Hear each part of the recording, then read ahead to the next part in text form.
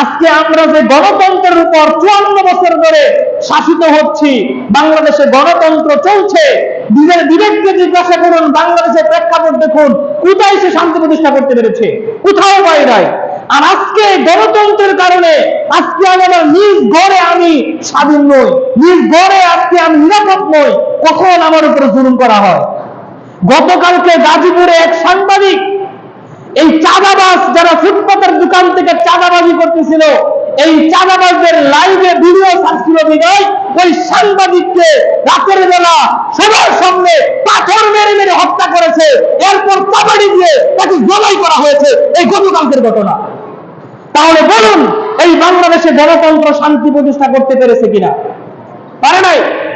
আপনারা সকলে অবগত আছেন, বেশ কয়েকদিন আগে ঢাকায় একটা রায়ের বাজার সম্ভবত ওখানে একটা ঘটনা ঘটেছে, যে চাঁদাবাজি করার কারণে যে চাঁদা দেয় নাই বিদায় দিনের দুপুরে তাকে পাথর মেরে মেরে হত্যা করা হয়েছে। এর কোনো বিচার আমরা এখনো পাই নাই। এই আওয়ামী লীগ সরকার যাওয়ার পরে আমরা মনে করেছি আমরা স্বাধীন হয়েছি, না, আমরা আরো পরাধীনতার ভিতরে ঢুকে গেছি।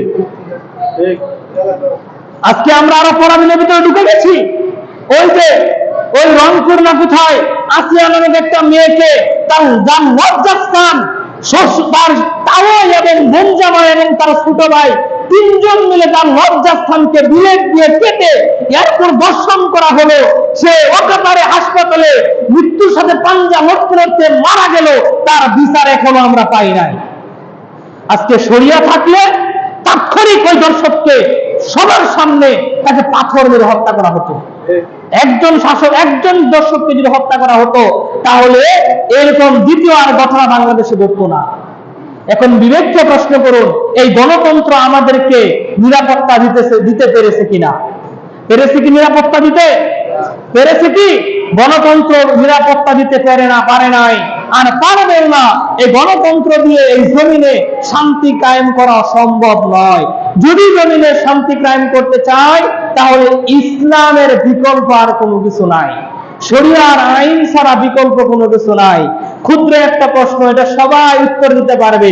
এই জমিন হচ্ছে আল্লাহ, এই জমিনে কি দ্বারা শান্তি প্রতিষ্ঠা হবে আল্লাহ ছাড়া চাইতে আর কেউ বলতে পারবে না। সুতরাং আল্লাহর জমিন, আল্লাহ বলছে ইসলাম ছাড়া শান্তি প্রতিষ্ঠা হবে না। আর আমি যতই তন্ত্র মন্ত্র করি, এগুলো দিয়ে কোনো কাজে লাগবে না। এগুলো দিয়ে কি হবে জানেন? ধনীরা ধনী হবে, রাজারা রাজা হবে, অপরাধীরা ছাড় পেয়ে যাবে, এবং নিরাপরাধ যারা আছে তারা অকাতরে ঠুকে ঠুকে মরবে। তাছাড়া আর কিছুই নয়। যদি গরিবদের